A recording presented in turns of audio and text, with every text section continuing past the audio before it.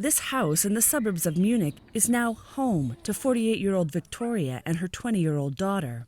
They escaped Ukraine's second-largest city, Kharkiv, after 6 days of bombardment in early March. Последнюю ночь провели в бомбоубежище, потому что в квартире находиться невозможно было, потому что летали все время бомбардировщики над нами. И в 6 утра мы поднялись в квартиру, забрали чемоданы, они были уже готовы, и мы добежали за 15 минут до вокзала. It took them 3 days to reach Munich and to the home of Alice Page. We've got the space, and they're so kind and polite and respectful. They're just wonderful. They're wonderful people. So obviously the language is a problem, but we patiently use Google Translate and try and communicate the most important things. Alice's new house guests are part of the nearly 320,000 Ukrainian refugees in Germany. Yet the cost of accommodating and integrating most of these people has come from the pockets of municipal and state governments.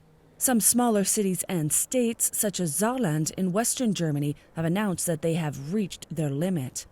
Yet this is all about to change. Refugees from Ukraine do receive a little bit of financial support once they get to Germany. However, as of June the 1st, they will then be entitled to basic welfare benefits, which will allow them access to greater resources as recognized asylum seekers. The federal government is now pitching in. Berlin has agreed to a $2 billion package for Germany's 16 states to help support Ukrainian refugees. The country's basic social protection scheme will also be made available to them. That means in Germany something called Hartz IV benefits.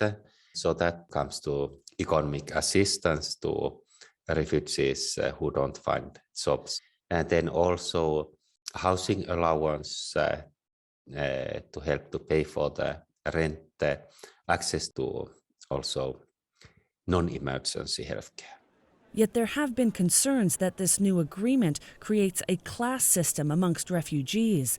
Over the last decade, Germany has welcomed more than 1 million people, mostly from Syria, Afghanistan, and African nations, some of who are still waiting to access benefits. I would say the situation in Ukraine is so dramatic, and it's very clear that everybody who is coming from Ukraine is coming because they have to come. Previous refugee crisis, 2015, 2016, there were also people who were more motivated by economic reasons.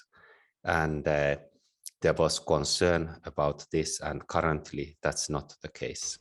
Victoria and her daughter hope to learn the language, find jobs, and settle in Germany.